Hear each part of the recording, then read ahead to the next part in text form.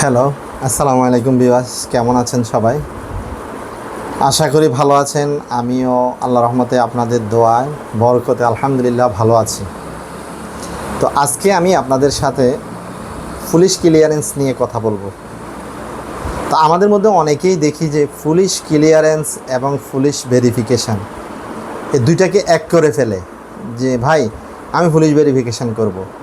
আবার কেউ বলতেছে ভাই আমি পুলিশ ক্লিয়ারেন্স করব। ওই দিন এক লোক আমার দোকানে আসছে, বলতেছে ভাই আমি পুলিশ ক্লিয়ারেন্স করব, এটার জন্য আমাকে বলছে যে কোনো কম্পিউটার দোকানে যেয়ে এটা করার জন্য। তো আমি বললাম কী জন্য? উনি বললো যে আমি পাসপোর্ট জমা দিছি তো এই জন্য। তো আমি বললাম যে না ভাই, ওটা হচ্ছে ভেরিফিকেশান। তো তার মানে হচ্ছে পুলিশ পাসপোর্ট করার পর পুলিশ যেই তথ্যগুলো নেয়, এই নেওয়ার পরে যেই ভেরিফিকেশানটা করে, আমরা ভেরিফাই বলি, অর্থাৎ সত্যতা যাচাই করে। সেই ক্ষেত্রে ঠিকানা, আপনি কোন জায়গায় আছেন, কী করেন, এটাকে বলা হয় ভেরিফিকেশান। ভেরিফিকেশানের ক্ষেত্রে বলে রাখা ভালো, আপনার যদি কোনো রাষ্ট্রীয় মামলা, অর্থাৎ বিদেশ যাওয়ার জন্য রাজনৈতিক নেতাদেরকে নিষেধাজ্ঞা না দিয়ে থাকে, এমন ব্যক্তিদের রাজনৈতিক মামলা, মার্ডার কেসের মামলা, যেই কোনো মামলায় তাকে পাসপোর্ট সে করতে পারবে বা তার এই পুলিশ ভেরিফিকেশান হয়ে যাবে। কিন্তু পুলিশ ক্লিয়ারেন্সটা হচ্ছে যদি কোনো মামলা থাকে, যেই কোনো নর্মাল একটা মামলাও যদি তার অনলাইনে, এখনকার মামলাগুলো অনলাইনে শুরু হয়, যদি তার একটা অনলাইন মামলাও থাকে, তাহলে তার পুলিশ ক্লিয়ারেন্স দিবে না পুলিশ। কারণ এই পুলিশ ক্লিয়ারেন্সটা বিস্তারিত আমি বলবো আপনাদেরকে। এই পুলিশ ক্লিয়ারেন্সটা ঢাকা হেড অফিস হয়ে, কুমিল্লা জেলা অফিস হয়ে, মানে যে জেলা ডিস্ট্রিক্ট হয়ে, থানা হয়ে, তারপরে যে আপনাকে এই ক্লিয়ারেন্সটা দেওয়া হয়, এটার সময়সীমা থাকে 6 মাসের মতো। তো এই ক্ষেত্রে পুলিশ ক্লিয়ারেন্স আর পুলিশ ভেরিফিকেশান নিয়ে যাদের সন্দেহ বা যাদের বিভিন্ন ধূম্রজাল সৃষ্টি করছেন, তাদেরকে আশা করি বিষয়টা আমি ক্লিয়ার করতে পারছি। তো এখন আজকে আমার আলোচ্য বিষয় হচ্ছে পুলিশ ক্লিয়ারেন্স কীভাবে করব বা কোথায় করব, কয় দিনে হবে বা কিভাবে করব, থানায় যাইতে হবে কি না, কী করতে হবে, কোত্থেকে রিসিভ করতে হবে, এই বিস্তারিত বিষয় নিয়ে আমি আপনাদেরকে আলোচনা করব ইনশাআল্লাহ, যদি আল্লাহ চায়। যাই হোক, আমি প্রথমে বলি, পুলিশ ক্লিয়ারেন্স করার জন্য প্রথমেই যেটা লাগবে সেটা হচ্ছে 1 কপি পাসপোর্ট সাইজের ছবি। প্রথমেই লাগবে 1 কপি পাসপোর্ট সাইজের ছবি। এরপর হচ্ছে আপনার 2 নম্বরে হচ্ছে পাসপোর্টের কপি। আপনার ভ্যালিড পাসপোর্টের কপি লাগবে। পাসপোর্টের কপির পর যেটা লাগবে সেটা হচ্ছে আপনার চেয়ারম্যানের নাগরিক সনদ, যেটা আমরা বলি, হয়তো অতীতে সেটাকে আমরা চেয়ারম্যান সার্টিফিকেট বলতাম, এটা নাগরিক সনদ হিসাবে আমরা গণ্য করে থাকি। প্রত্যয়নপত্র যদি থাকে, না থাকলে সমস্যা নেই। এরপর হচ্ছে এনআইডি কার্ড।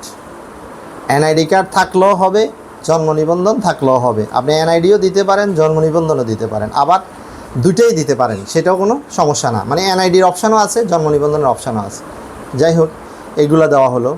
এইগুলো দেওয়ার পর এই সব ডকুমেন্টসগুলোকে আপনাকে যে কোনো বিসিএস অথবা মেডিকেল অফিসার, সরকারি হসপিটালের এই সমস্ত, আমরা বলি আর কি, সিনিয়র ফার্স্ট গ্যাজেটেড অফিসার যারা, তাদেরকে দিয়ে আপনাকে সত্যায়িত করতে হবে। সত্যায়িত করেই আপনাকে তারপরে যে কোনো একটা, নিজেও পারেন বা যে কোনো একটা কম্পিউটার দোকানে গিয়ে আপনারা পুলিশ ক্লিয়ারেন্সের জন্য আবেদন করতে পারেন। এই ক্ষেত্রে আবেদন ফি 510 টাকা থেকে 20 টাকা নেওয়া হয়। আর যারা আবেদন করে তারা 100 থেকে 150 টাকা বা 200 টাকা নিয়ে থাকে সাধারণত। এটা আমরা নিজেরাও করে থাকি। যদি কারো প্রয়োজন হয় তাহলে আমাদের এখানেও আসতে পারেন, তাতে সমস্যা নাই। কিন্তু আপনাদেরকে আমি যেই বিষয়টা বলছি, যেই ভুলগুলো করলে আপনার আবেদনটি ক্যান্সেল হতে পারে, আপনার চালানটি বাদ হতে পারে, বা চালানটি কীভাবে টিকানো যাবে, এই বিষয়গুলো নিয়ে আরও বিস্তারিত আলোচনা করতে চাচ্ছি। যদি আপনি চেয়ারম্যান সার্টিফিকেট যেটা দিচ্ছেন, সেটা যদি আপনার বর্তমান যখন আপনি আবেদন করতেছেন, রানিং যে চেয়ারম্যান আছে, ওই চেয়ারম্যানের দ্বারা ওই চেয়ারম্যানের দ্বারাই এই নাগরিক সনদ হইতে হবে। আমরা অনেকে কী করি, অতীতে 5 বছর বা 10 বছর 15 বছর আগে যে চেয়ারম্যান সার্টিফিকেট আমাদের কাছে ছিল, ওইটা নিয়ে আসি। তা আমি অনেক ক্ষেত্রে আবেদন করে দেখছি যে ওরা আমাদেরকে আবার আবেদনের ব্যাক ফিরতি মেইল পাঠাচ্ছে যে আপনার প্রত্যয়নপত্র অথবা চেয়ারম্যান সার্টিফিকেটটি মেয়াদ উত্তীর্ণ হওয়ার কারণে আপনার আবেদনটি বাতিল করা হচ্ছে। সো আমরা এই জিনিসটা খেয়াল রাখতে হবে যে বর্তমানে যে চেয়ারম্যান থাকবে বা রানিং যে চেয়ারম্যান থাকবে, তখন তার থেকেই নাগরিক সনদটা উত্তোলন করার চেষ্টা করবেন, এবং এটাই দিতে হবে। আর এর চেয়ে আরও ভালো হয় যদি এখন বর্তমানে অধিকাংশ ইউনিয়ন সেবাগুলো ডিজিটাল হয়ে গেছে, এখানে অনলাইন ভিত্তিক যে নাগরিক সনদটা সেটা নিতে হবে। তাহলে আপনার আবেদনের ক্ষেত্রে মানে আর আপনার আবেদনটি ক্যান্সেল হবে না। 2 নম্বর অপশান যেটা, সেটা হচ্ছে আপনি যখন পাসপোর্টটা স্ক্যানিং করবেন, অনেকে কী করে এজেন্সিতে পাসপোর্ট দিয়ে দিছে, আইসা বলতেছে ভাই আমার কাছে তো একটা ছবি আছে, এটা কোনো রকম দিয়ে এটাকে কীভাবে আপনি একটু ক্লিয়ার করে দেন। যখন আমরা আবেদন করি তখন অনেক সময় আমি দেখি এখানে লেখা আসে যে আপনার পাসপোর্টটি স্পষ্টভাবে আপনার ঠিকানা এবং আপনার নাম ঠিকানাগুলা আইডেন্টিফাই না করার কারণে আপনার আবেদনটি বাতিল করা হলো। এই জন্য আমি বলবো প্রত্যেকটা জিনিস আপনারা দেওয়ার সময় একদম ক্লিয়ার রেখে একদম স্বচ্ছভাবে যাতে দেখা যায় এমনভাবে আপনারা যেখানে আবেদন করবেন ওনাদেরকে ওই কাগজগুলো বুঝিয়ে দিবেন। আচ্ছা, আবেদন করার পর আপনার কি কাজ, এটা অবশ্যই প্রশ্ন আসতেই পারে যে আবেদন করার পর আমি কি করব ভাই, আমি কি বসে থাকবো কি? হ্যাঁ, অতীতে ছিল কি আবেদন করার পর আপনাকে সাথে সাথে যেই থানার অধীনে আপনি আবেদন করেছেন ওই থানায় আপনাকে যেতে হবে। ওই থানায় আমরা মুন্সি বলে থাকি, অথবা কম্পিউটার অপারেটর যে থাকে পুলিশ ভাই, ওনার কাছে যাবে। যাওয়ার পর ওনাকে বলবে যে আমি এটা আবেদন করছি, আমার আবেদনটা আসছে কি না অ্যাপ্রুভাল দেওয়ার জন্য। তো এখন হয় কি, এখন আর এটা করতে হয় না। এখন আবেদন করার পর 72 ঘন্টার ভিতরে আপনাকে ফোন দিবে। আপনার যে নাম্বার দিয়েছেন আবেদনের সময় ওই নাম্বারে আপনাকে ফোন দিবে।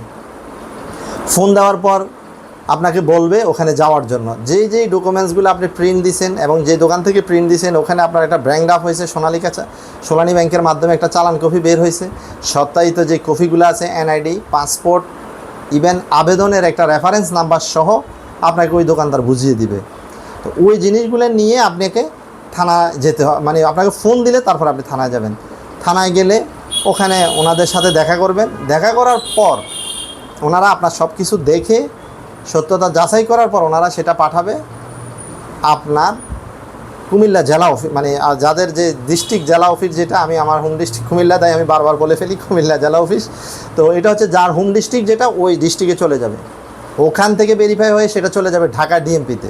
ঢাকা ডিএমপি সেটাকে যাচাই বাছাই করার পর ওখান থেকে সিল দিয়ে এটা আবার তার হোম ডিস্ট্রিক্ট যেটা ওখানে চলে যাবে। ওখানে যাওয়ার পর ওখানে এসপি অফিস বা আমরা সাধারণত এসপি বা ডিবির কার্যালয় বলি, এখানে আসবে।